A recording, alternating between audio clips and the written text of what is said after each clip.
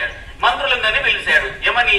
నాకు నిన్న రాత్రి ఒకతను కలలో వచ్చి తన్నేశాడు, అతన్ని పట్టించి అతనికి శిక్ష వేయాలి, లేకపోతే నాకు నిద్ర పట్టదు ఈ రోజు అని మంత్రులందరి హుకుం జారీ చేశాడు. మంత్రులందరూ తెలుసుకోవాలనే పనిలో ఉండిపోయారు. సో లాస్ట్ కి ఒక మంత్రి వచ్చేసి సమాధానం ఇచ్చాడు. ఏ మంత్రి వల్ల కావలేదు, ఎవరు చెప్పకపోయినా మీ తలలు లేగుతాయని చెప్పేశాడు.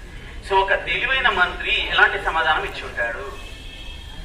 వచ్చాడు, రాజా మీ యొక్క గుండెల మీద తగిన వాడు ఎవరైనా సరే నేనైతే బంగారు కంకణం పెట్టేసి తొడుగుతాను అన్నాడు.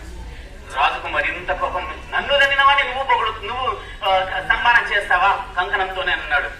రాజా ఇంతమంది సైనికులను వద్దనుకొని కాపలా వదిలేసుకుని నీ ఇంటికి వచ్చి నిన్ను తగిన వాళ్ళు నీకు తెలిసిన వాళ్ళే కావచ్చు, నీ మన్మరాలు కావచ్చు, నాన్న నీ గుండెల మీద కూర్చొని కాలాడించుండవచ్చు కదా అని అన్నాడు. ఇక్కడ ఆ మంత్రి ఆలోచన విధానానికే అతనికి సన్మానం చేశాడు. మనం ఎప్పుడైనా సరే జీవితంలో వచ్చే అపాయాలను వద్దనుకొని ఉపాయాలను సంపాదించుకుంటే మనకు మార్గాలు తెలుస్తాయమ్మా. ఇప్పుడు నేను ఒక ప్రశ్న ఇస్తాను,